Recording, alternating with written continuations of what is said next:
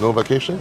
No, we're next year we're gonna take a bigger trip, saving up for that. Gonna go to Europe. Oh, that's nice. So yeah, do a little culture. These kids are becoming morons. Oh yeah. Well, We'll be morons in Cancun.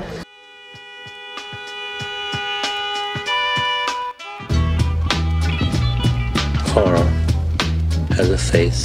T'as dit que je suis marrant. Ça veut dire quoi, marrant, putain de merde à la con, bordel? Qu'est-ce que j'ai de tellement poilant? Dis-le-moi! Dis-moi ce qui est marrant! You cocksucker, you fucking miserable fucking cocksucker! Et toi, on peut pas avoir de conversation.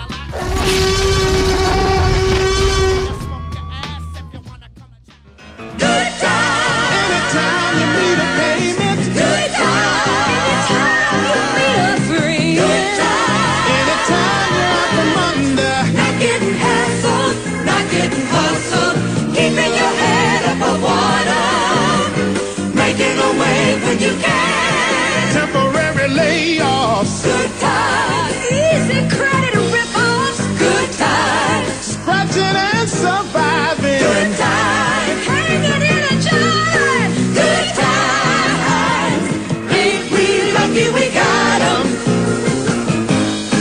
Good times.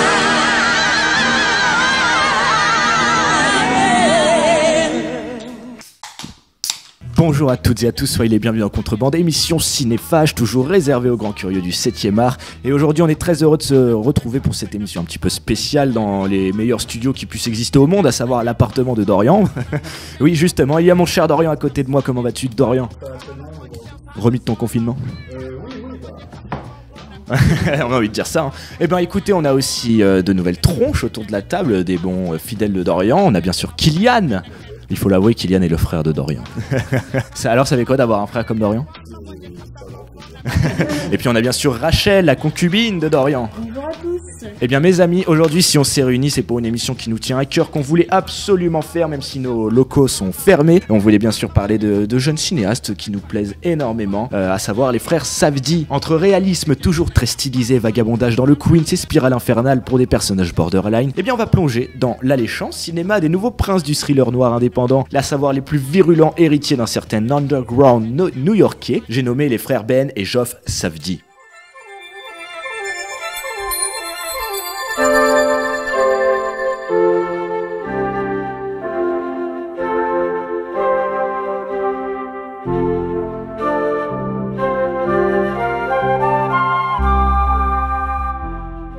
Avant de s'attarder sur la filmographie des frères Safdie, même si on accepte les deux premiers, on va surtout se concentrer sur Mad Love in New York, on va aussi se concentrer sur Good Time et bien sûr sur Uncut Gems qui a été un peu notre claque de la fin d'année 2019. Je voulais tout d'abord présenter le mouvement dans lequel est rattaché les frères Safdie, à savoir le Mumblecore. Alors qu'est-ce que le Mumblecore? Le Mumblecore est une mouvance du cinéma indépendant américain qui a éclos de manière spontanée au tournant du 21e siècle. On est donc sur des productions dites fauchées, et qui dit fauché dit numérique bien sûr. Le Mumblecore lui se définit par cette école contemporaine de jeunes pour les jeunes, qui parlent de jeunes et de leurs états d'âme. On retrouve donc des personnages qui vont avoir entre 20 et 30 ans, qui vont être eux aussi joués par des acteurs de 20 et 30 ans, non professionnels dans la globalité, et puis c'est les dialogues hyper improvisés qui vont être la marque de fabrique de ces productions qui sont quand même très bavardes, hein. D'où ce nom Mumblecore, Mumble et Core, à savoir Mumble marmonné et Core noyau cœur. On est donc au cœur du marmonnement.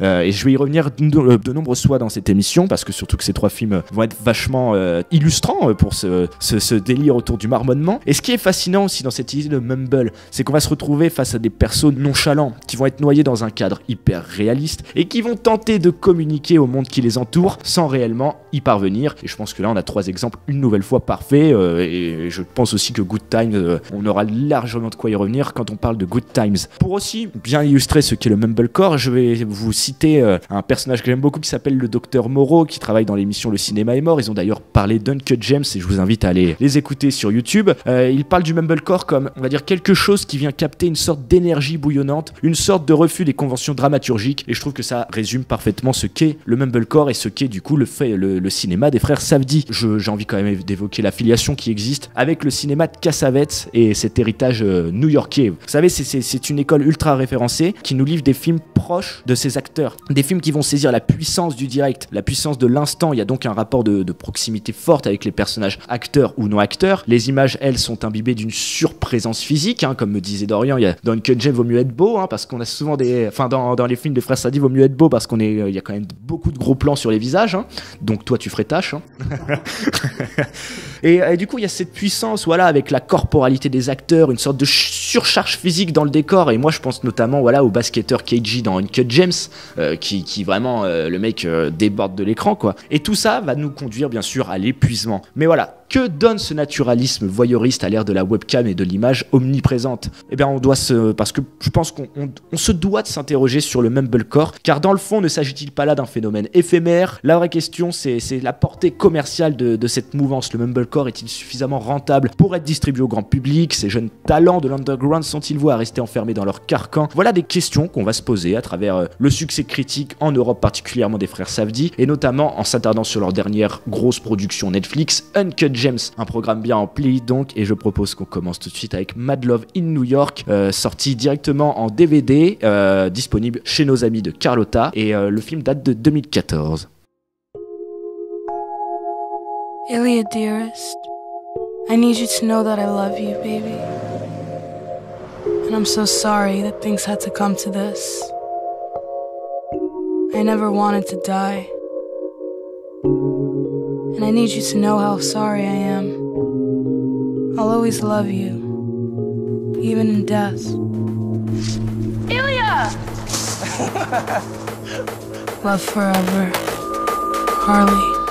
Mad Love in New York, de quoi ça parle Mad Love in New York? C'est mon cher Dorian qui va s'y coller. Comment pourrais-tu décrire Mad Love in New York? C'est une histoire vraie, mais là, c'est tout à l'heure pour un film de Scorsese, il me semble que c'est le seul qui a une histoire vraie. On va dire que quand même la majorité de leurs films parlent de milieux qu'ils connaissent, de milieux dans lesquels ils ont grandi, notamment Uncut Gems, on y reviendra plus tard. Mais c'est vrai que pour Mad Love in New York, en fait, c'est adapté d'un roman qui est lui-même adapté d'une vie, de la vie de l'actrice principale du film, qui est alors attendez que je trouve son nom, qui est Ariel Holmes, qui était elle-même une SDF. Elle était sevrée le jour où elle a rencontré Ben et Josh Safdie, et du coup le Josh Safdie, qui est l'aîné, hein, il faut le dire, impressionné par l'histoire de la jeune femme, lui a demandé d'écrire un roman. Il l'a aidé, il l'a accompagné financièrement, moralement, et de ce roman, et du coup ils ont réussi à tirer le film Mad Love in New York. Alors du coup, c'est une histoire vraie. En fait, on suit Ariel Holmes, et en fait c'est une jeune fille qui a un peu survécu dans les rues de New York, même plutôt dans les bas-fonds de New York, avec son copain Hailey, je crois que ça s'appelle. Hailey, avec un I. Exactement, et du coup on va commencer par sa tentative de suicide. Le film va vraiment patauger en mode, un peu comme tous les films des frères Safdie, comment est-ce qu'elle va s'en sortir, jusqu'à où elle est prête à aller pour se relever, parce qu'il y a toujours cette question d'addiction dans le cinéma des frères Safdie. Ouais, l'addiction, ouais. Mais il y a un mot que tu viens de dire qui m'a énormément intéressé, c'est patauger. Ouais, cette idée, on patauge. En fait, pour moi, les films des frères Safdie, ça se rapproche plus du survival à proprement parler, parce que à la base, on connaît, pour vous faire une idée, on est dans le thriller sur l'écriture. C'est que le style du film va se rapprocher plutôt du survival, parce qu'on voit les personnages endurer des problèmes et vraiment s'en prendre plein la gueule. Et au final, c'est un peu ça le survival, surmonter des problèmes qui arrivent dans un film. Donc du coup, Mad Love, c'est à proprement une histoire d'amour mélangée par un jeu et c'est une addiction. Donc c'est quelque chose de moi je trouve pour l'un de leurs premiers films, c'est extrêmement... Leur troisième film, il faut le dire, juste avant, on l'a pas dit parce qu'on est vraiment nuls comme journaliste. Ils avaient réalisé en 2008 The Pleasure of Being Robbed, suivi en 2009 de Lenny and the Kids, et donc Mad Love in New York est l'un des seuls qui a été disponible en France, comme je l'ai dit, directement en DVD. Il n'a pas eu le droit de sortir en salle. Malheureusement, car on l'a vu récemment, tout le monde autour de la table, et moi c'est un film qui, je pense, m'a quand même marqué de par son approche très documentaire quand même, parce qu'on le dit, Ariel Holmes, voilà, elle joue son propre rôle, on part sur des acteurs non pros, et donc il y a une démarche, vous voyez, il y a une espèce d'implication de cette femme qui devient un personnage. Ils vont explorer ce qu'on va appeler des quartiers qu'on ne voit jamais normalement au cinéma, les bas-fonds de New York. Écoute, j'ai envie d'entendre aussi nos chers camarades, voir ce qu'ils ont dans le gosier, qu'ont-ils pensé? En plus on vient juste de le voir, donc à chaud comme ça, que retiens-tu de Mad Love in New York, mon cher Kylian?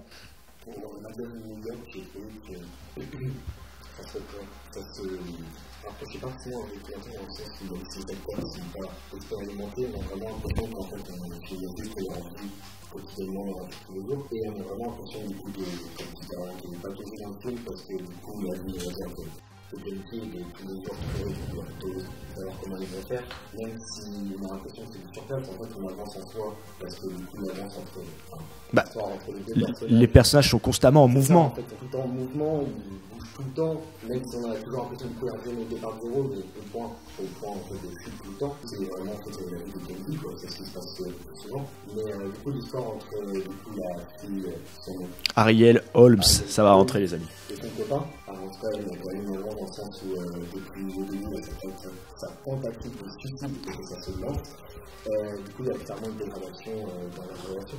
Oui, qui va mener jusqu'à l'incandescence du couple. Hein. L'homme va carrément brûler, comme quoi justice est faite, parce qu'on peut le dire, c'est un sacré pourri en plus, ce vagabond. Après, ça laisse imaginer, parce que le film commence du coup, on comprend directement qu'il s'est passé quelque chose avant le début du film, du fait qu'ils sont en froid, et le fait qu'ils ne sachent pas du coup pourquoi ils sont en froid, ça nous laisse imaginer en fait toutes sortes de plein d'histoires, plein de choses, et du coup l'imaginaire fait que l'imagination ouais, c'est qu'il y a ce côté un peu chronique, dans le sens où on capture juste un petit moment de vie, et j'ai parlé de documentaire, mais il faut quand même avouer que ce n'est pas du tout un documentaire, dans le sens où l'aspect documentaire, les frères Safdie, je trouve, arrivent à le contrebalancer avec quand même une mise en scène très stylisée.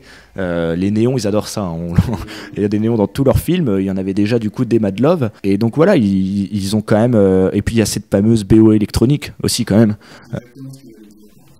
C'est vrai.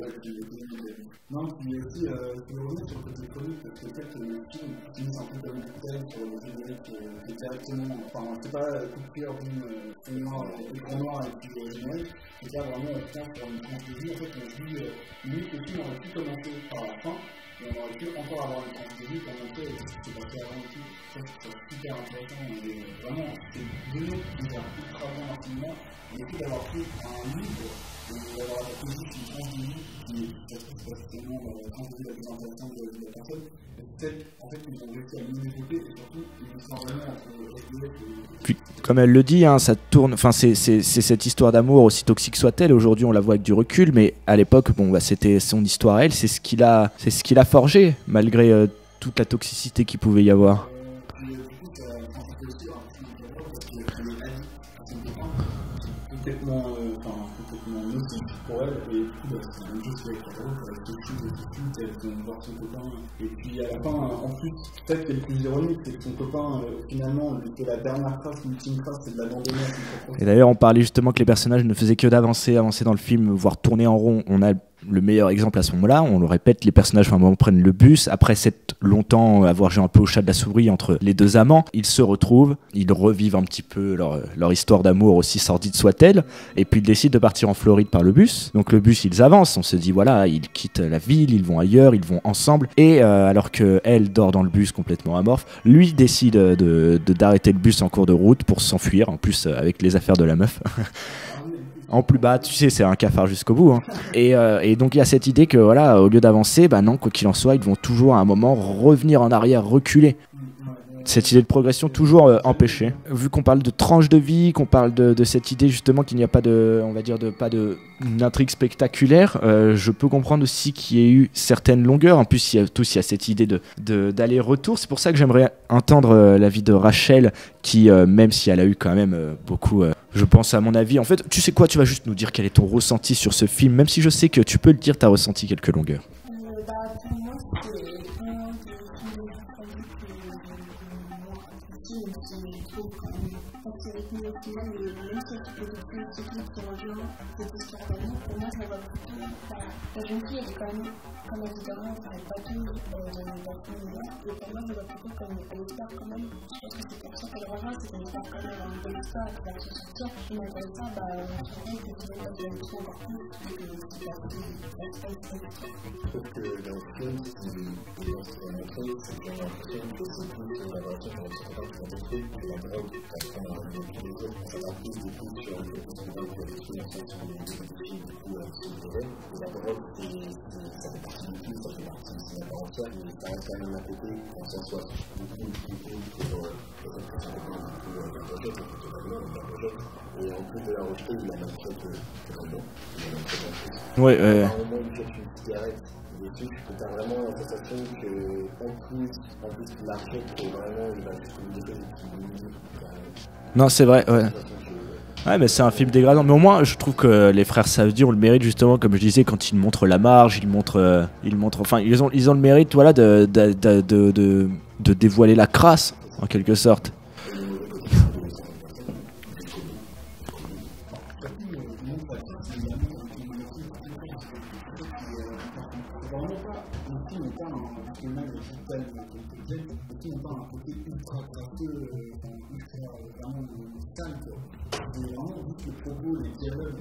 On n'est pas dans, ouais, je vois, on n'est pas dans un voyeurisme morbide. On voit, les choses nous sont dévoilées, mais je veux dire, on n'est pas dans une émission de télé-réalité qui est là pour faire du sensationnalisme.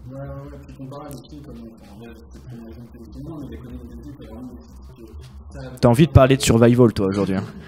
Non, mais ça me fait exactement tout ça ce genre de film. Et en fait, là, c'est que vraiment, nous, c'est un quotidien. Pour les personnages, c'est vraiment normal. Puis je pense notamment aux scènes de shoot, parce que bon, bah, voilà, ils sont toxicos, ils tournent beaucoup à l'héroïnomane, ils mendient pour pouvoir se payer des shoots. Voilà, le film ne va pas nous montrer des séances de shoot crades. Il y en a une à un moment dans le film. On a commencé un peu à fermer les yeux parce que certains d'entre nous sont très sensibles aux piqûres. Mais voilà, il cut directement et passe à autre chose. Comme si justement la drogue, c'était même pas le sujet du film, hein. C'était le fond grouillant qui hante.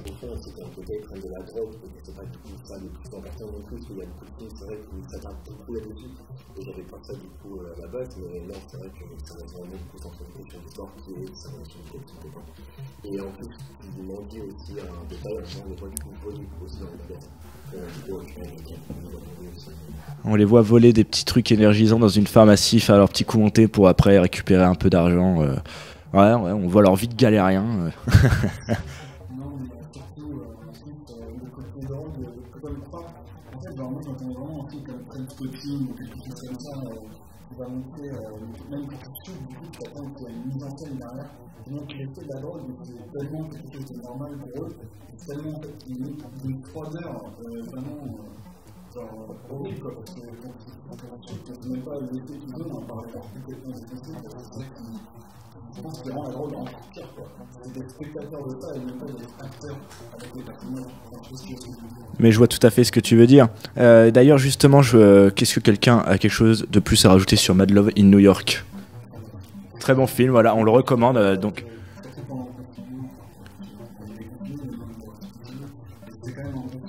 Moi, je pense que c'est une bonne entrée dans l'univers des frères Safdie. J'ai vraiment apprécié l'acteur qui joue aussi dans Good Time. Ah oui, bien sûr, bah oui, il faut redire. C'est vrai que.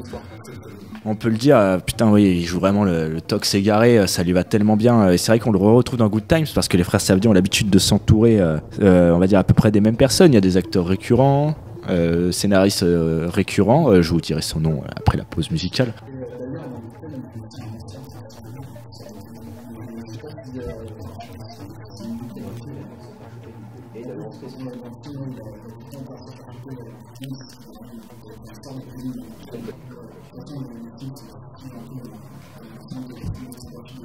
Oui, c'est ce que je disais tout à l'heure, il y a une forme de continuité dans le sens où là, si on prend Mad Love in New York un peu comme, bon, nous du coup c'est le premier film qu'on aborde ce soir, et si on continue progressivement, on va dire que je dirais pas qu'il y a une ascension sociale dans les gens, mais c'est vrai que bon, de passer de Mad Love in New York à Uncut James, tu passes de tox SDF à un vendeur de diamants, mais tous les personnages sont tous des égarés, sont tous des personnes, voilà, qui sont en mouvement constant et qui à tout moment peuvent se manger un mur.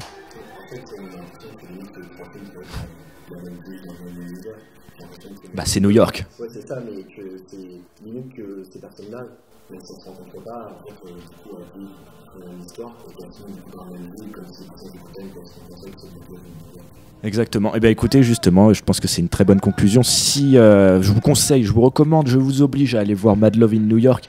Et d'ailleurs, voilà, il est disponible dans une super édition chez nos amis de Carlotta Film ou sur leur plateforme VOD. Donc je vous conseille d'aller zioter ça. Je trouve que c'est une bonne entrée en matière pour découvrir l'univers des frères Safdie. Quant à nous, on va se faire une pause musicale et puis on reviendra dans ce fameux New York des frères Safdie. À tout de suite. The intention of our minds is powerful. You just want to get super high. I do. And a curse.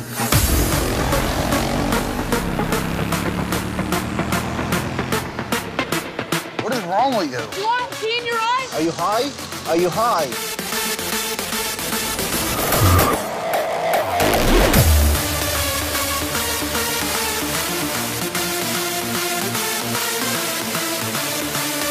What if I kill you? Let's do it up.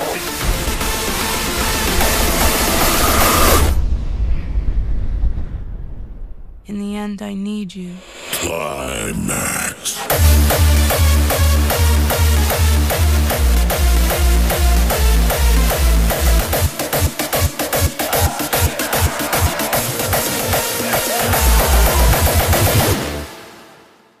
Vous êtes toujours dans Contrebande, on vient de parler de Mad Love in New York, vu qu'on s'attarde sur le cinéma des frères Safdie. On va tout de suite passer à leur 4e long métrage sorti en 2017, je parle bien sûr de Good Time, avec nul autre que Robert Pattinson.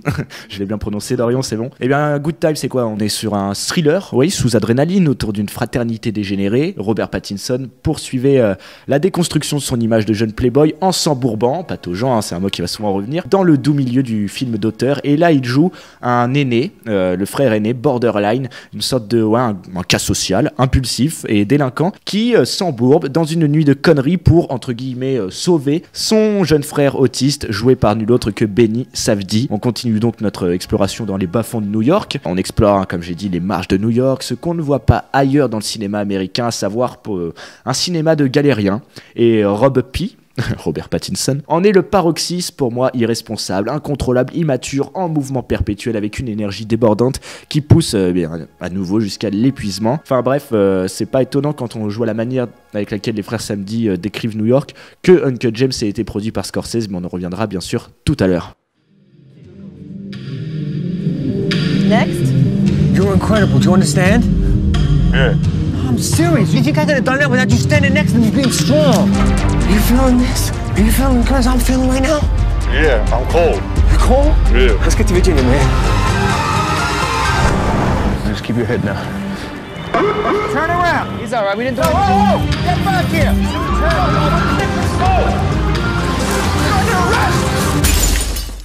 Qui veut commencer sur Good Time? Eh bien écoutez, une fois n'est pas coutume. Ah non, Kylian veut peut-être commencer. Alors, Good Time du coup est purement produit en 1930. Le film débute sur le braquage de deux frères.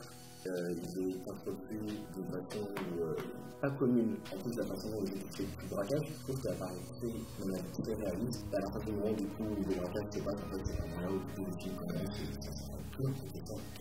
et c'est vraiment fait juste un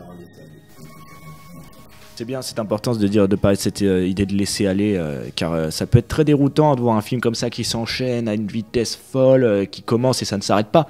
Parce que justement, comme tu as dit, le point de départ, c'est ce braquage, qui est la rupture, et du coup tout le film ça va être en fait Robert Pattinson qui va essayer de retrouver son frère. Et donc je pense que c'est important de se laisser aller devant ce genre de film. Chère Rachel, qu'as-tu à rajouter? Moi, je trouve que intéressant avec ce film, comme l'a dit Kylian, à partir du moment où il y a le braquage, des problèmes vont commencer à s'accumuler et le film va monter en pression. Et ce que je trouve intéressant, c'est que justement, à la base du spectateur, on se dit, il y a un braquage, quand en fait ça va s'arrêter tous ces problèmes. Et ce que j'ai beaucoup apprécié aussi, c'est tout ce qui va être la colorimétrie, par exemple, quand Robert Pattinson est dans la maison avec les jeunes filles, il y a beaucoup de verre, donc ce qui permet de faire passer l'échec de la situation et puis il pense avoir récupéré son frère, mais finalement. Et je trouve ça assez intéressant justement d'avoir les clients en fonction de tous les problèmes qu'ils vont avoir dans le film. Toujours des néons, hein, bien sûr. Hein. Les frères Safdie adorent les néons, on l'a dit. Hein. Aussi, il y a un truc qui m'a introduit quand tu commences par le thème, qui introduit vachement bien en cinéma, c'est que le thème, en fait, c'est un énorme plan sur ça commence par un plan sur eux, c'est le braquage, son papier a l'air ultra vraiment réfléchi et tout, c'est vraiment un immense plan sur eux. Et en fait, le film, c'est une succession de plans sur eux. C'est la personne qui dit, je vais faire comme ça va se dérouler comme ça, et on voit que ça se déroule selon comment lui, il sait que ça va se dérouler. Et au final, il y a désamorcé la continuité du film, quoi, et du coup, on est reparti sur un autre plan sur eux. Selon les problèmes qui lui arrivent sur la tête, du coup, c'est un peu la définition de sur le jeu. Ah, je suis. Mais. Non, mais ouais, mais c'est ça. En fait, il y a une forme d'aléatoire dans le cinéma des frères Safdie. On prend ce qui vient et ça correspond du coup à ce que je dis, à cette école new-yorkienne très underground, quoi. On est dans l'immédiat, on saisit ce qui arrive sur l'instant. Et pour revenir aussi, en plus, ça rejoint pile le laisser-aller qu'a dit Kylian et aussi cette idée de colorimétrie qu'a dit Rachel. Je vais citer Gérard Delorme, critique chez Première, hein, parce que c'est bien une citation pour briller en société. Il parle de Good Time en disant que voilà, de rebondissement en rupture de ton, on découvre la face cachée d'une ville quasi fantastique, peuplée de gens étranges qui ont l'air de n'exister qu'à la tombée de la nuit, tandis qu'une bande-son électronique accentue le caractère hallucinogène du voyage. Bah justement, tu vas nous dire quoi sur la bande-son, mon cher Dorian? Elle est magnifique, franchement, c'est l'une des meilleures bandes-son que j'ai fait sur cette dernière décennie. Il est totalement folle, c'est vraiment, si, en fait, quand tu écoutes la bande-son, elle résume tout le film, c'est ça qui est super assez content, ouais, comme je disais, c'est vrai qu'on a un film. En fait, très salé, mais dans certains côtés, t'as envie que ça s'arrête, qui vit trop loin, enfin, genre, c'est ça, en fait, la première fois que tu l'as fait, tu vas juste voir un film, un thriller qui appartient à un film, et au final, t'as pas envie de tout le temps, parce que c'est ça qui est à la fois jouissif et à la fois impossible. Tout en gardant une dimension humoristique. Alors moi, du coup, je trouve que le film, c'est pas qu'il n'y a pas trop long, c'est que j'étais très attaché du coup par Robert Pattinson. La détermination qu'il a en fait de pouvoir sauver son frère, t'as vraiment cette pression qu'il serait capable de tout. Et je trouve ça plus beau en fait. C'est vraiment ce qui fait savoir en fait dans le rôle de Robert Pattinson. Et tu dis qu'en fait c'est beau parce que le film est spectacle. C'est le plus bien de le spectacle. Et c'est vraiment intéressant en fait à voir. Même s'il ne parle pas beaucoup de la relation avec son frère, en fait tu comprends du coup juste par les gestes et ce qui fait qu'il est vraiment capable de tout et que c'est son objectif. Et sa priorité c'est vraiment de sauver son frère. Parce que dans le but, c'est vraiment plus isolé. Une nouvelle fois, si on enchaîne avec Mad Love in New York, si on compare un peu les deux films, on est toujours sur cette idée d'une relation entre deux personnes, sauf que cette fois, bon voilà, entre frères, que ce soit entre frères ou alors en couple.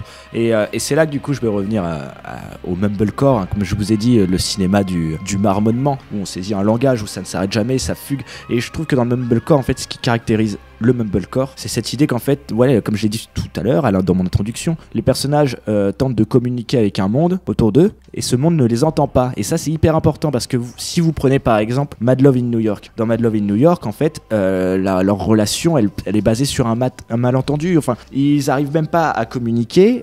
Cette communication est impossible, et je ne peux même pas dire le nombre de fois où dans le film j'ai entendu des trucs comme juste j'essaye de t'expliquer ce qui se passe, ou alors d'autres trucs comme je vais vous trouver ça tout de suite. Oui, voilà, déjà les premières paroles de Mad Love in New York, c'est quand même la fille qui tente de parler à son copain en lui disant parle-moi s'il te plaît, il faut que je te parle, c'est super important. Les personnages tentent de parler, de communiquer, de s'exprimer, et du coup ils y vont, hein. Il y a des flots de paroles, hein, ça fuse, mais pourtant ils n'arrivent pas à être compris. Et il y a exactement pour moi ça dans Good Time, parce que dans Good Time, voilà, déjà ça commence sur la première scène d'introduction qui nous introduit Benny Safdie, le jeune frère autiste. Il est face à un psychologue qui tente justement qui lui pose des questions, qui essaye de l'interroger, parce que il est handicapé, il n'a pas la même vision du monde que nous, et il lui dit voilà, je vais te dire des phrases et tu vas essayer d'interpréter ces phrases, je vais essayer de te faire des connexions de mots, on va voir ce qui va venir. Et c'est limite lui qui tente de rétablir cette connexion, et c'est Robert Pattinson qui lui va empêcher cette connexion, parce que lui on sent, s'expliquer dès le début, hein, très rapidement, qu'il a du mal à comprendre que son frère ne puisse pas comprendre le reste du monde. D'ailleurs, ensuite, c'était une autre fille, une autre réponse de lui, je sais plus comment ça s'appelle, Connie, je crois.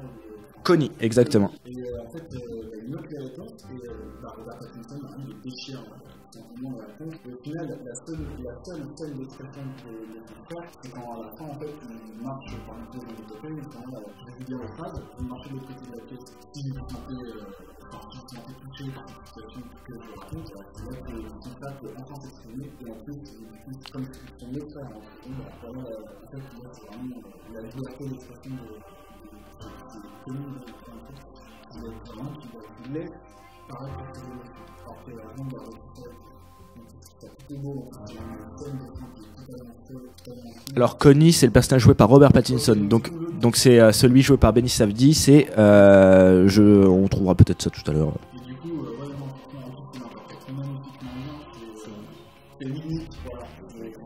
Cette scène de fin, en plus justement, ce qui est intéressant, c'est que, ouais, voilà, donc Connie est en prison. On spoil totalement, on n'a rien à faire. Hein. Donc il est en prison. Son frère, du coup, cette fois, ouais, se retrouve trouvé dans un endroit où il va pouvoir communiquer, mais communiquer avec peu de mots finalement, avec des gestes, avec du mouvement. Et il y a un mot qui est souvent répété dans cette scène de fin, c'est énergie. Énergie dans mes pieds, énergie dans mes mains. Et c'est comme si en fait tout le film, et même j'ai envie de dire presque tout le cinéma des frères Safdie, c'est une énergie débordante qui a besoin de s'exprimer, mais qui va tout le temps être en mouvement, avancer, voire tourner en rond, voire reculer. Ça se dépense, ça s'épuise, et finalement, enfin voilà, on découvre que le but en fait, c'est que cette énergie, il faut la canaliser. Sinon, elle devient trop débordante. Et peut-être qu'à la fin de Good Time, on arrive justement à canaliser cette énergie. Et toi, mon cher Kylian, je sais que tu as beaucoup aimé cette fin parce que c'est le genre de fin qui te force à regarder un générique en entier, quoi.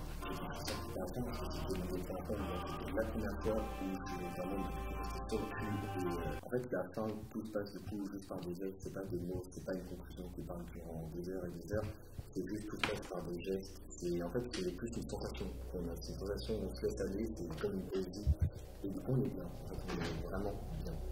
Et du coup, pour revenir sur ce que Dorian a dit, que du coup le frère de Nick, il n'accepte pas du coup qu'il soit vraiment handicapé.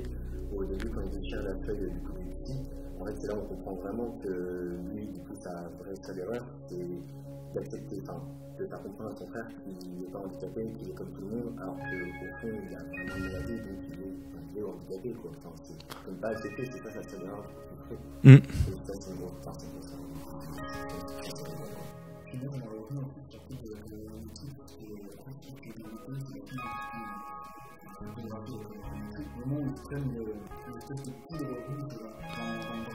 Oui, voilà, parce qu'ils ont eu des billets qui étaient donc des billets, on peut dire ça comment, piégés. Voilà, des faux billets de banque. Voilà.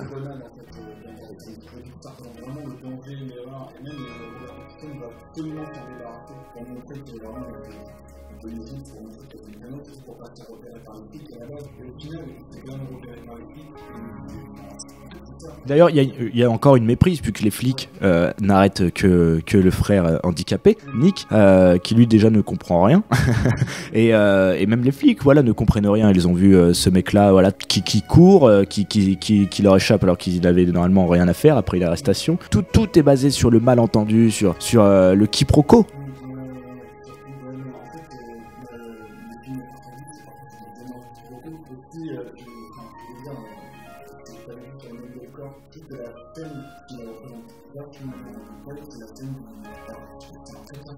Ouais. Donc c'est au début pour payer la caution de son jeune frère pour qu'il sorte de prison. Robert Pattinson donne le peu d'argent qu'il a récupéré du braquage à un prêteur sur gage pour pouvoir obtenir une caution. Et donc ce prêteur sur gage garde l'argent, vu qu'il manque 10 000, je crois, il n'a que la moitié, en attendant qu'il trouve 10 000 autres. Après, il va extorquer du coup une amante à lui, qui est beaucoup plus riche, beaucoup plus vieille, qui est jouée par... qu'est-ce que je l'aime d'ailleurs, Jennifer Jason Leigh. Et puis, du coup, il va l'extorquer en lui mentant.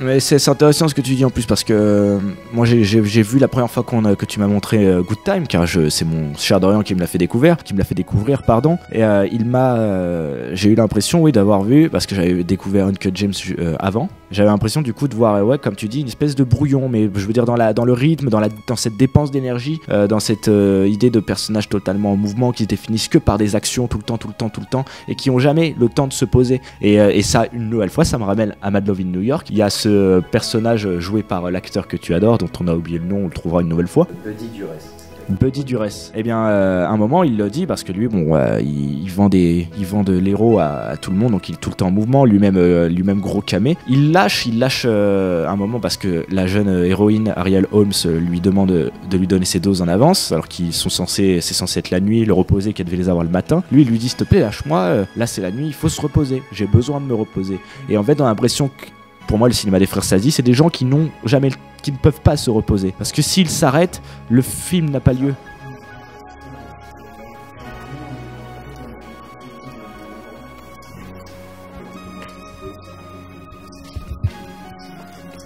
Mad Love se conclut sur un moment de pause. Elle arrive dans ce fast-food rejoindre du coup ses anciens camarades, se retourne en arrière et elle se pose et il la capte même pas. Et il y en a un qui parle, on entend encore quelqu'un parler, on sait pas si son histoire est vraie. Voilà, en fait, c'est le pire. Je pense que le pire qui puisse arriver dans le cinéma, c'est le silence.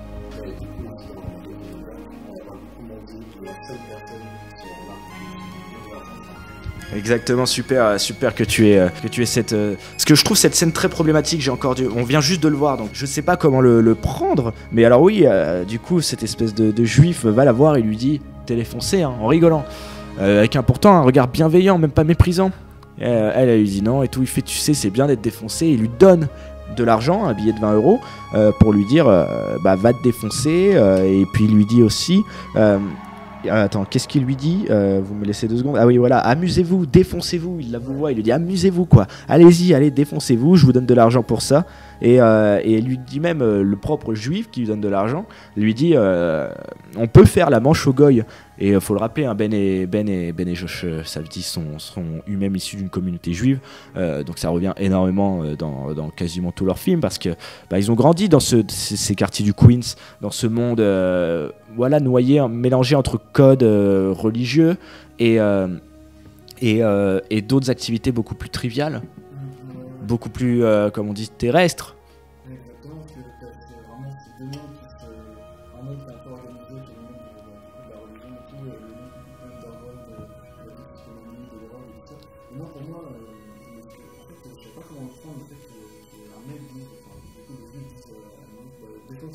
À une SDF toxico dans la rue et il lui donne l'argent pour qu'il lui dise va te défoncer.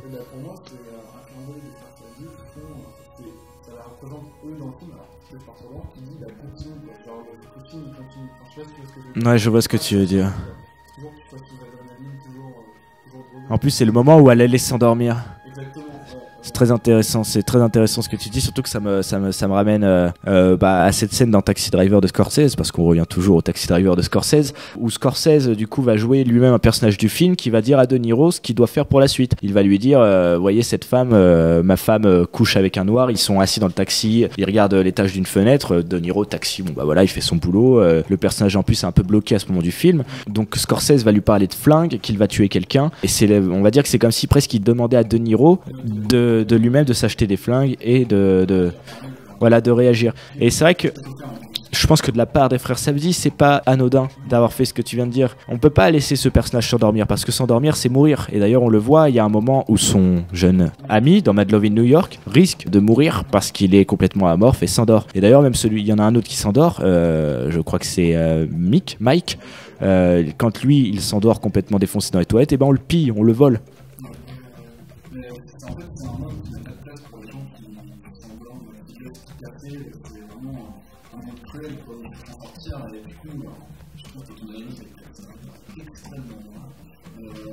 Vraiment aussi un côté, on parle de personnage, il y a aussi un côté de représenter New York dans le film de Safdie, c'est-à-dire que la ville accompagne les personnages, mais pas de la meilleure manière, parce qu'à chaque fois qu'ils sont dehors ou dans un bâtiment ou quelque chose comme ça crie, t'entends les sirènes de police, la télé derrière à fond. D'ailleurs, en plus, quand on peine, quand on est les faux frères,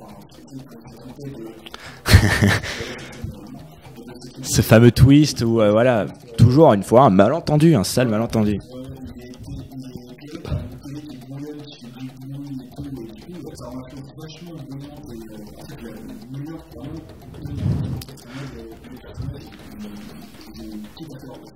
J'aime beaucoup cette référence à la télévision parce que justement dans Good Time il y a une scène où Robert Pattinson avec donc squatte chez une fille pour se réfugier en pensant justement avoir récupéré son frère, parce que il récupère quelqu'un à l'hôpital qui en fait plâtrait même le visage et il pensait que c'était son frère parce que son frère s'était fait casser la gueule en prison, donc il est transféré à l'hôpital, c'est donc le moyen de venir le libérer. Il se trompe de personne, il le sait pas encore, il attend chez cette jeune mineure et il regarde les infos.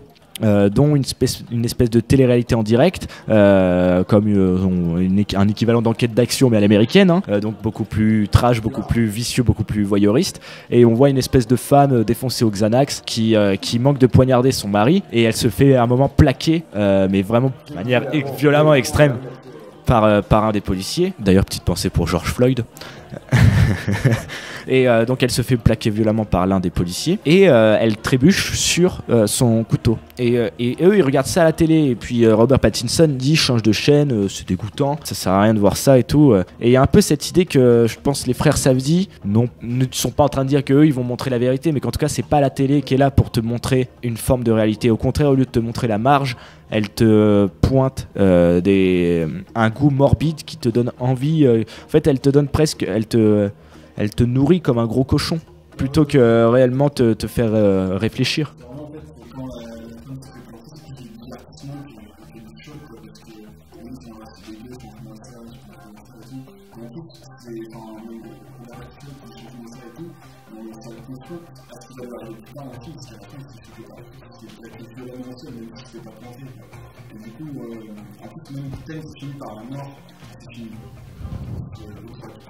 Avant la scène finale, se conclut sur la scène de choc qui se conclut par la mort de par la mort de et du coup même on casse cette violence c'est pas certain on va pas dire que c'est quelqu'un qui marche dessus parce que c'est plan il regarde la caméra et magnifique et il a ce fameux plan face cam, c'est un peu le moment où on a l'impression qu'il se rend compte de la forme de responsabilité qu'il pouvait avoir.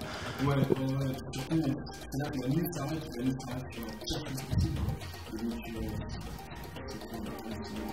et pour moi, ça c'est juste parce que tu veux un poster de Robert Pattinson. Non, en tout cas, on peut le dire aussi, Robert Pattinson, énorme. Et bien aussi, ce qui va, j'espère pour leur prochain film, les acteurs n'ont pas du tout l'image cette image-là de vraiment d'acteurs underground qui cassent son nom et tout. Et c'est pour la personne qui a super un rôle comme Adam Sandler, on a réussi à complètement casser son image d'acteur. D'ailleurs, Adam Sandler, on est actif pour être un peu un bouquet un peu plus dans l'avenir parce que tout le monde c'est très bien que tu commences à parler de ça parce que je pense qu'il va être temps de conclure sur Good Time et de passer à Uncut James. Mais avant ça, je voulais te dire tout à l'heure, justement, je veux parler d'un nom que j'avais du mal à citer. Il s'agit de Ronald Bernstein. Ronald Bernstein est donc on va dire, fait partie de la famille des Safdie, en tout cas de la famille cinématographique des Safdie. Il a joué le premier rôle de Lenny and the Kids et il est le monteur des Safdie. Donc il a monté Mad Love in New York, il a monté Good Time, il a monté Uncut James et il est également co-scénariste de Good Time. Et donc avant de passer à Uncut James, je vais conclure sur Good Time en disant que en parlant de la réception du film et aussi du coup sur on va dire la position des frères Safdie à partir de Good Time dans le paysage cinématographique. C'est-à-dire que, est-ce que voilà, Good Time a réellement été une vraie bouffée d'air frais dans le cinéma américain ? C'est une question que je me demande parce que, voilà, quand les précurseurs du mumblecore s'entourent d'une tête d'affiche comme Pattinson, en plus en combinant le récit à un truc de genre, quoi, bien codé, le thriller, ben moi il y a une question qui me vient, c'est la question du consommable par une élite culturelle. Vous voyez, c'est-à-dire que le film s'est fait remarquer à Cannes. Apparemment, en plus, c'était une édition plutôt moyenne, avec rien de bien percutant.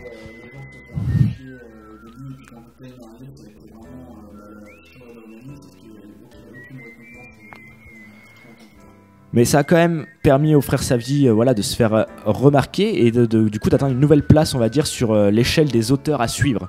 Donc ok, les frangins plaisent aux cinéphiles bobo canois, mais ça reste quand même qu'un petit circuit européen. Du coup, ça me fait un peu penser voilà, à un cinéaste à la base indépendant comme James Gray, qui voilà, il ne cartonne pas aux États-Unis, même s'il fait des espèces de gros blockbusters d'auteur, mais pourtant son public est essentiellement européen. Je pense qu'il y a de ça chez les Safdie, et donc du coup, est-ce que les frères Safdie peuvent être grand public? C'est une question que je me pose, parce que est-ce que les frères Safdie peuvent s'intégrer à un cinéma ultra majoritaire? C'est compliqué, tu vois.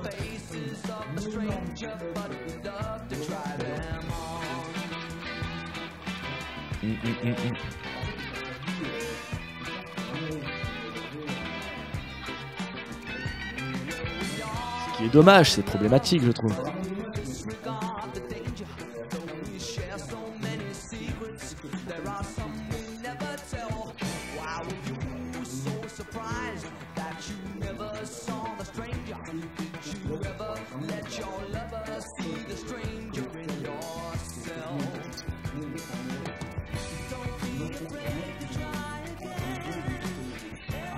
Ah mais à voir, parce qu'en fait, bon après voilà, comme tu dis justement, enfin je vous apprends rien, Hollywood c'est un peu l'aspirateur à talent. Quand je dis ça, c'est-à-dire que dès qu'ils voient qu'il y a un petit filon à saisir et de l'argent à se faire, les gros studios ils sautent dessus. Sauf que le mumblecore, est-ce que c'est vraiment bankable? Je veux dire, est-ce que vous voyez vraiment les frères Safdie à la tête d'un gros blockbuster? Parce qu'on on a vu qu'ils ont eu tendance à faire ça. Par exemple, on pense à Colin Trevorrow pour Jurassic World. Prendre ces espèces de cinéastes Sundance malléables. Le plus souvent, on fait juste ça histoire d'apporter une certaine touche de prestige aux grosses franchises. Mais voilà, c'est pour ça que je pense que la position des frères Safdie vis-à-vis de l'industrie cinématographique contemporaine est à mon sens aussi intéressante que problématique, parce que bon, ils ont une liberté créative folle, et cette liberté créative, je pense qu'elle risque d'être, donc comme j'ai dit, à tort rangée dans une case bien trop masse pour tout leur talent, c'est-à-dire que pour moi ils mériteraient à être encore plus montrés. Et je pense que Josh et Benny, je les appelle Josh et Benny, ils ont un peu conscience de leur mouvance, du territoire culturel qu'ils arpentent, et j'ai pas l'impression qu'ils veulent en sortir, et j'ai surtout pas l'impression qu'ils soient prêts à vendre leur cul à un gros studio, à part Netflix.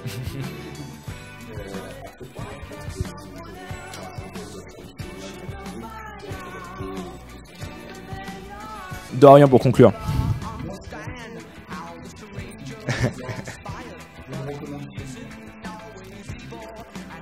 Dis-le que c'est ton film préféré.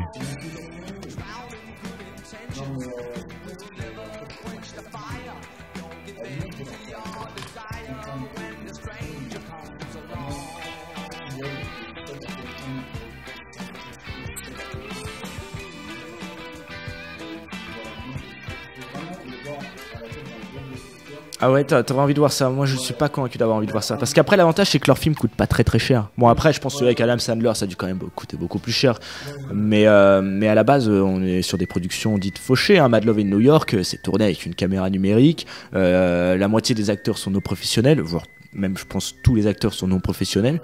Après, quand on dit blockbuster, par exemple, quand on a George Miller sur Mad Road, et qui dit au début de l'année 2021, j'aimerais bien voir un jeu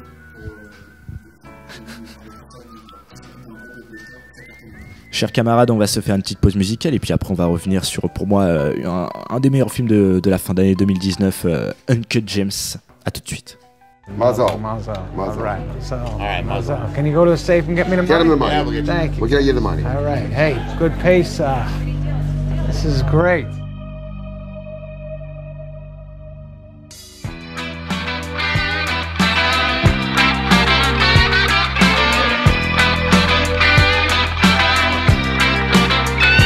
We all have a face that we hide away forever, and we take them out and show ourselves when everyone has gone. Some are satin, some are steel, some are silk and some are leather. They're the faces of a stranger, but we love to try them on.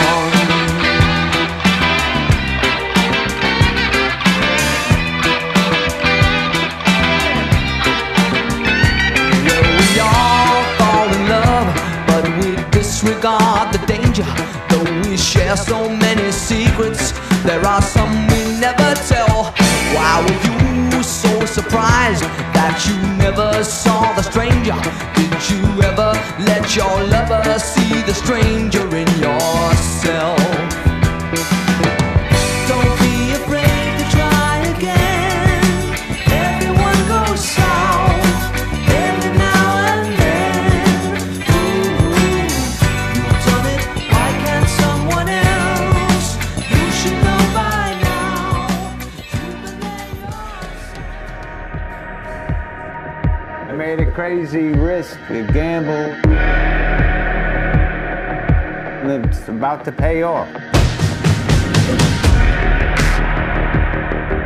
So I want the Celtics to cover. I want the Celtics halftime. I want Garnett points and rebounds. What do you know?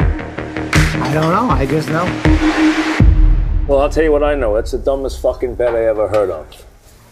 I disagree. I disagree, Gary. You having a good time? Yes. Mes amis, vous êtes de retour dans Contrebande pour cette dernière partie autour des frères Safdie. On va donc s'intéresser à Uncut James et je suis très très content. Uncut James qui est vendu comme une comédie avec Adam Sandler. Et on va bien sûr revenir, est-ce que Uncut James est réellement une comédie? En tout cas, les frères Safdie on dit que c'était une comédie. Et puis bon, il y a le nom d'Adam Sandler, hein. On va aussi revenir bien sûr sur Adam Sandler, qui était Adam Sandler avant Uncut James, et pourquoi Adam Sandler est un grand acteur. Et puis Uncut James, donc on est sur une production Netflix, donc liberté créative totale pour les frères Safdie, et production aussi avec Scorsese, l'affiliation avec l'héritage new-yorkais donc toujours présent. Donc j'ai envie que mon cher Dorian, à nouveau tu nous racontes quel est Uncut James. On rappelle un film qui commence par un trou de balle et qui finit par un trou de balle. Alors, Uncut James, c'est tellement bordel que c'est dur de... D'ailleurs justement on est quand même sur un projet qui les frères Safdie ont mis 10 ans à le préparer, à l'écrire et à le faire financer. Alors, Uncut James, c'est l'histoire de Howard, qui est un, on va dire, vendeur de diamants.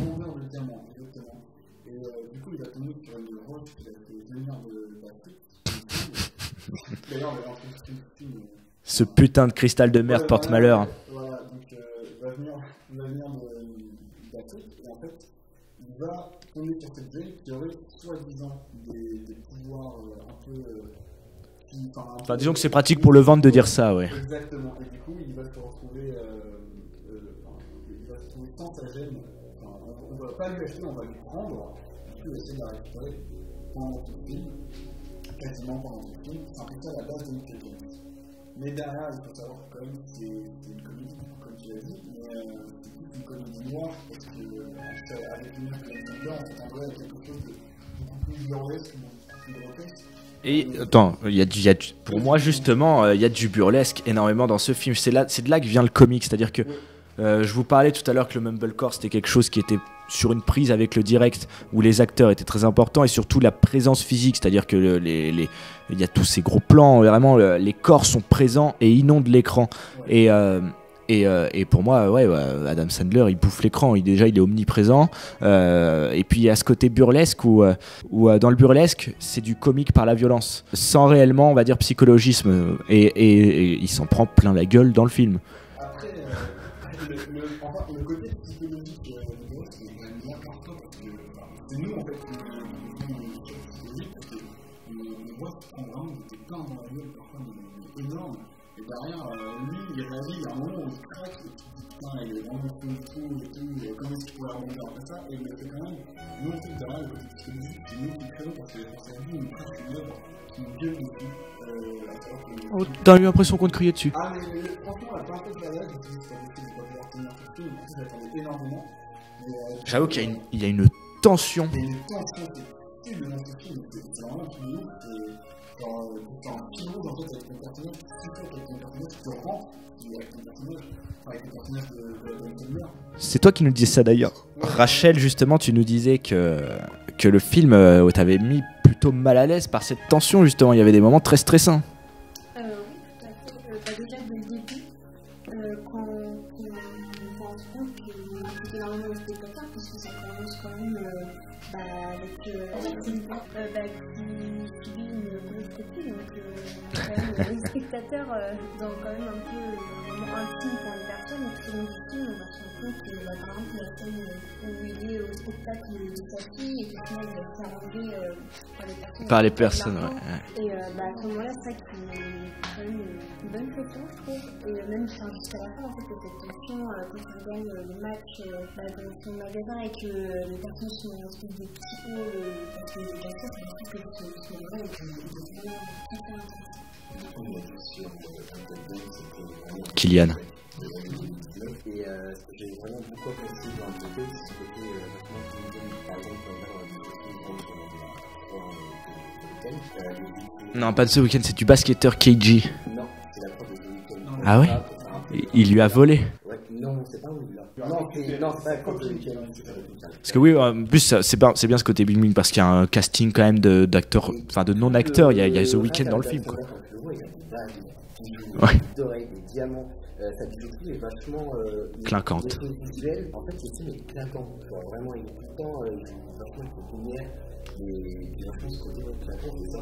Et j'ai beaucoup apprécié le moment où du coup Kevin Garnett rentre dans le film. Kevin Garnett. Le fait qu'il fait une autre basketteur qui soit vraiment grand, en fait, il y a une sensation où tu le sens c'est-à-dire qu'en fait, clairement, tu montes les yeux, tu regardes en haut et tu te dis waouh, c'est impressionnant quand même, parce que du coup, quand on rentre dans du très classe de base en plus de taille de plafond, du coup, tu as vraiment cette sensation de grandeur.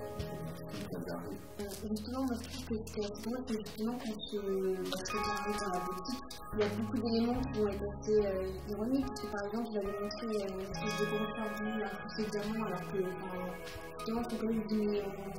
Tu veux un Furby, Rachel, tu peux le dire. Non, mais je trouve ça assez drôle, et surtout quand il arrête pas de lui répéter oui, il ne pose pas les bras sur la vitrine, et ça va se passer, et qu'au final, pas de répéter, tout le monde ça se fait, et il y a des super en fait qui s'en fichent, parce que justement, il a de l'argent, il a besoin de ça, alors que pour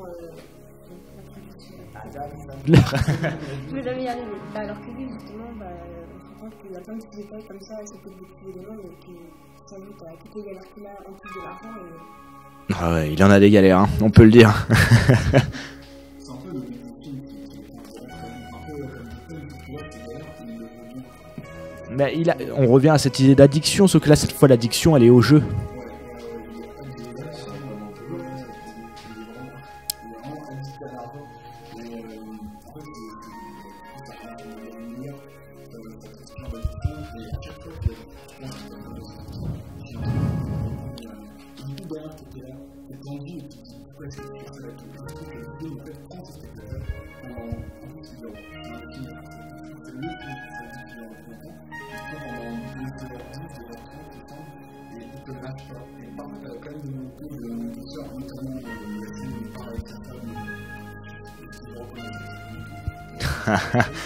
Très belle, je sais pas, mais d'ailleurs c'est dans cette scène où à un moment elle lui dit, il lui fait un sourire un petit peu parce qu'il attend justement si elle lui dit une bonne réponse, et elle lui dit comment t'as l'air con, et elle rigole. Et en fait j'ai remarqué que pendant tout le film, les gens lui disent, essayent de lui faire comprendre qu'il est ridicule et qu'il a l'air d'un con, mais il s'en fout. Lui il s'en fout complètement parce que il est pas là pour paraître, il est pas là pour avoir l'air. Lui il est là pour bouger, pour que l'argent circule.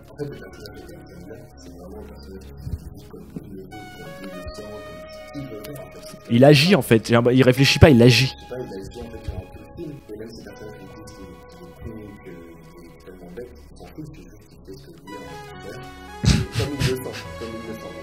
Mais c'est une addiction. Mais d'ailleurs, moi cette idée d'addiction, ça me rappelle énormément des films. Ça me rappelle tout un pan du cinéma. Ça me rappelle tout un pan du cinéma italo-américain. Scorsese bien sûr une nouvelle fois, mais surtout j'ai beaucoup pensé au Bad Lieutenant de Ferrara, d'Abel Ferrara, déjà pour le traitement de New York, mais où on a cette espèce de flic accro au jeu, aussi accro à la cam, mais vraiment cette idée d'accro au jeu, il peut pas s'en empêcher, et du coup les responsabilités vont le rattraper à un moment donné. Il a beau être tout le temps en mouvement pour ne pas les fuir, à un moment il va devoir s'arrêter, et c'est même sa propre porte de boutique qui va faire en sorte que tout s'arrête dans cette fameuse scène finale où enfin il va pouvoir regarder son match de basket, parce que pendant le film c'est intéressant ça. Il y a cette blague autour, vous les juifs vous avez un truc avec le basket, mais lui c'est important pour lui parce que c'est un parieur, donc il parie en faisant du basket, en regardant des matchs de basket, c'est un rituel, et au début il essaye de se poser pour regarder son match de basket et c'est sa femme qui l'en empêche. Il ne peut même pas se poser, donc s'arrêter à un moment donné pour admirer, enfin regarder son match de basket. C'est impossible. Et le seul moment où il va le faire, où il va pouvoir regarder, et ben, au final ça va presque le conduire à l'extinction, à la mort.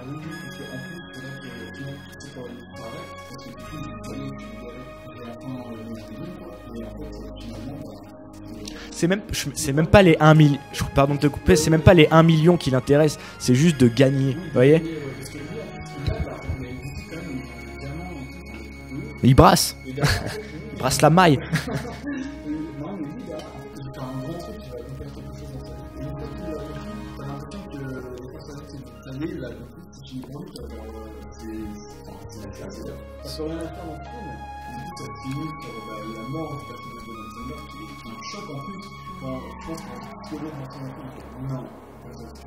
C'est vraiment quelque chose de poignant. C'est pas jamais et le fait qu'il meurt, et en plus, du coup, au début, t'as la transition Uncle James par les pierres coloscopiques, du coup, et à la fin, ça rentre dans le trou de qui a été fini par les pierres, par les pierres mystiques. Mais c'est marrant que tu parles de mysticisme et tout, parce que ça irrite quand même le film, parce que faut le rappeler, c'est encore un personnage de juif. Et d'ailleurs le personnage est inspiré, les frères Safdie sont beaucoup inspirés de leur propre père, parce qu'ils sont issus de parents divorcés, et c'était un peu des milieux qu'ils fréquentaient, quoi, les milieux du diamant, ces quartiers-là de New York, le Bronx, c'est clairement, il y a quand même une forte dimension autobiographique, mais surtout ce rapport à la communauté juive, parce que ça reste quand même un personnage de juif, donc qui est dans un certain registre de croyances, et donc du coup quand on parle de religion, il y a toujours ce rapport avec la transcendance, quelque chose de moral, et pourtant lui n'a pas de morale, et ses activités, son travail est purement ancré dans le terrain. C'est même pas immoral, c'est-à-dire que c'est quelque chose de financier, donc de très concret, de très terrestre, qui n'a rien à voir avec le ciel, et en plus c'est presque même très vulgaire, et donc voilà, je trouve qu'on a cette relation entre un personnage qui va être accroché à une forme de spiritualité, et pourtant malgré cela, à côté de ça, lui là il fait ses petites activités capitalistes, enfermé dans un autre monde avec d'autres méthodes. Moi je voulais juste revenir sur l'image de Adam Sandler, que je t'ai raconté, qui est vraiment du tout dans le personnage qui monte le trait de tout et tout. Je trouve que ça connote bien à son niveau dans la poésie, parce que Adam Sandler, comme je disais tout à l'heure, il y a une façon de caractère tout mouillé. Mais il faut dire qu'en fait il a fait beaucoup de nanas, et c'est l'acteur qui a eu le plus de nominations aux Razzie Awards. Les Razzie Awards, c'est les anti-Oscar, pardon, et il a eu le plus de nominations, et je trouve que c'est quand même très marrant. Alors que après Adam Sandler il a fait beaucoup de comédies, c'est certes nanardesque, mais en même temps je pense que lui il kiffe, il s'en fiche, mais il a quand même déjà tourné avec des gars comme Paul Thomas Anderson pour Punch Drunk Love. Il a fait une comédie bien sûr Netflix avec Jennifer Aniston par, à mon avis, je ne sais quel pélo, on s'en fiche un petit peu.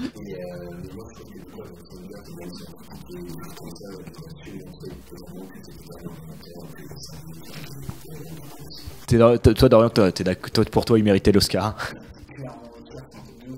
Pour moi, en fait, la frustration ultime, c'est comme à la famille de James, c'est évité, et là on ne donne pas l'Oscar. Bon, non, mais c'est film, il connaît pas rien, jusque là, il a stipulé que c'était un des meilleurs acteurs qui était un peu comme la personne pour Bouteille, puisque la personne derrière, on sait qu'il a le Batman. Ouais, non, mais là, c'est juste, t'as pas un jeu, Tu dérives, mon cher Dorian. Pardon, oui, désolé, mais je trouve qu'il a le mérité. Il a tout donné pendant ce film, et vraiment pendant tout, mais je sens que lui-même, en tant que film, il est là, il est gagnant, il transpire, et vraiment il est avec le personnage, et ça, je trouve que c'est rare dans le film, qu'un personnage soit aussi insupportable et attachant à la fois. Il est insupportable. Il est insupportable parce qu'on a envie de lui dire réveille-toi en même temps. Je sais pas. En fait, c'est le cinéma des frères Safdie. Il y a toujours cette idée d'accumulation. Mais l'avantage, c'est que, comme dans Good Time, d'ailleurs, dans Good Time, il y a un moment où justement.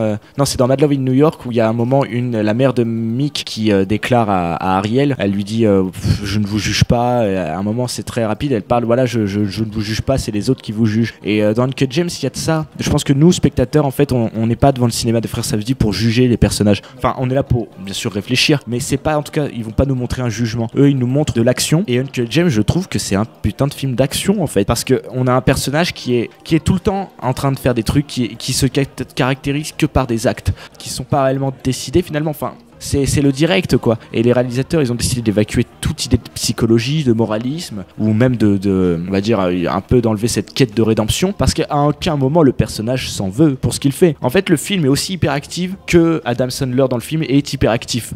Il est dans la dépense tout le temps, il dépense son énergie, il n'agit qu'en fonction de ses propres intérêts. Et puis, le plus, c'est que le film qui, par exemple, qui déborde d'énergie et qui arrive quand même à être scotché.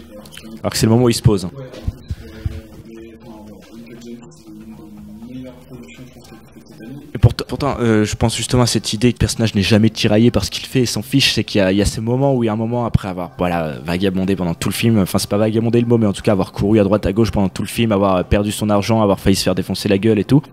Il se fait défoncer la gueule. Il rentre, justement, c'est après s'être fait défoncer la gueule et après avoir perdu sa vente aux enchères, où en plus il a encore réussi à trouver le moyen de magouiller. Il retourne dans son bureau et se met à pleurer, le nez en sang. Et là, on se dit, ok, le personnage va peut-être avoir un moment où il va se dire, là, je commence à être au fond du trou, c'est la merde. Et tout de suite, finalement, quelque chose se passe bien pour lui. Et tout de suite après, mais même pas quelques secondes après, on voit qu'il s'en fiche, il repart encore pire. Et l'argent qu'il a récupéré, qui aurait pu lui permettre de rembourser ses dettes, direct, il le remet en circulation en pariant sur le match pour toujours faire encore plus d'argent, pour avoir en fait le big one, the big one.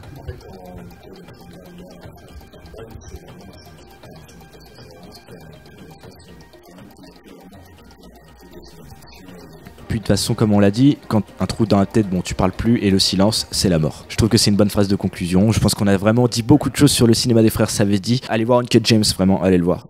Et puis écoutez, je vous dis à très vite dans Contrebande. Merci beaucoup de nous avoir écoutés. À bientôt. Today, the brother's grandmother is speaking out. So how much time are you facing? One's Tyrlyn Wagner. She joins us now from Flushing with the details. Tyrlyn? Well, that's right. Come on, man, look at me. I don't care. I don't give a fuck. I know your situation can't be worse than mine. Everybody goes through shit. I'm the last one to judge. Stalked her, and she blames him for an altercation with Nicholas that left her with a broken arm. I don't want. You ever do time before? I don't want to talk with him. I don't want to. Kidding me? Just asking you a question. Why you gotta be such a fucking little prick all the time, man? Look at you. Look at you. You're drunk as shit. Now you want to get real with me? Don't fucking flatter yourself, bro. I'm not trying to get real with you. You know what? I'm fucking real. I'm trying to talk to you. All right? Go fuck yourself, man. Think you're better than me. I am better than you. You're an ignorant fuck, bro. No one's better than any next man, all right? You don't know me from Adam. The second you got here, went to the booze and you got fucked up, but that's fine. So That's just who you are. You're a fuck up. That's it. I don't care. Okay, whatever. yeah, I don't yeah. give a shit. You shouldn't give a shit. Who gives a shit? I definitely don't give a shit. Look, losers like you are incapable of taking care of themselves. You're either leeching off mommy, or leeching off welfare, or living off the government in jail. That's you. You don't know the first thing about me, bro. What's to know? What's to know? You serve absolutely no function whatsoever. It's pathetic. I probably made more money in the last 2 years than you did in your whole fucking life, man. See, man, a couple years from now, you ever see me driving by in my fucking Lambo? You're gonna put your fucking foot so far up your mouth, bro. You don't know what I'm talking about at all. About fucking time.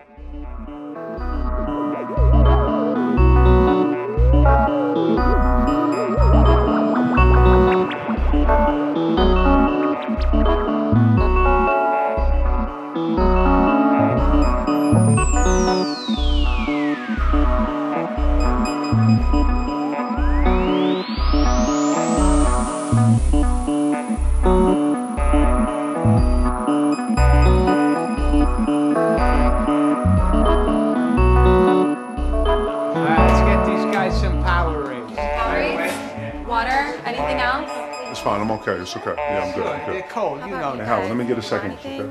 You want a second? Sure, sure. All right. What the fuck's going on, man?